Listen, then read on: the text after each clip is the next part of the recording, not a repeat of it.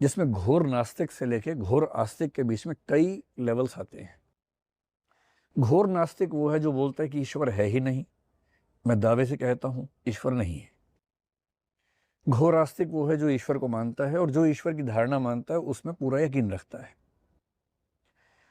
तार्किक रूप से मेरे ख्याल से ये दोनों ही व्यक्ति गलतफहमी के शिकार हैं।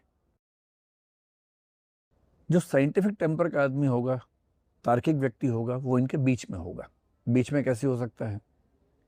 जैसे मान लीजिए मैं ये मानता हूं कि भाई जो साबित होगा मैं वही मानूंगा, बाकी नहीं मानूंगा, क्योंकि ईश्वर नजर नहीं आता है। तो ईश्वर है ये साबित करने की जिम्मेदारी है, honours of proof, burden of proof किसके ऊपर है? जो कहता है कि ईश्वर है।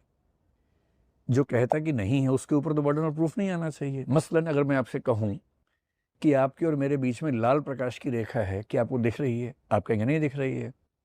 और अगर मैं कहूं कि मुझे दिख रही है, और फिर मैं कहूं कि आप कहें कि साबित करो, मैं कहूं मैं साबित नहीं कर रहा, तुम साबित करो कि नहीं है।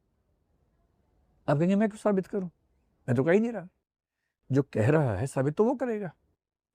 ठीक वैसे ही अगर आपको ईश्वर में विश्वास है और किसी को नहीं है, तो साबित करने की जिम्मेदारी किसकी है? जो दावा कर रहा है। जो दावा नहीं कर रहा उसकी जिम्मेदारी नहीं है। लेकिन एक लॉजिकल इमेजिनेशन के रूप में ये मानना बहुत अजीब नहीं है कि इस पूरे संसार के पीछे कोई परम शक्ति हो सकती है, होनी चाहिए। अब 3-4 लेवल्स हो सकते हैं।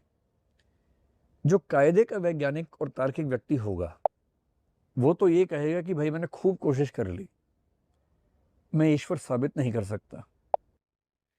और जिन लोगों ने ईश्वर को साबित करने की कोशिश की है, मैंने उनके प्रमाण पढ़ लिए, उनके आर्गुमेंट्स पढ़ लिए, वो भी बहुत मीनिंगफुल है नहीं।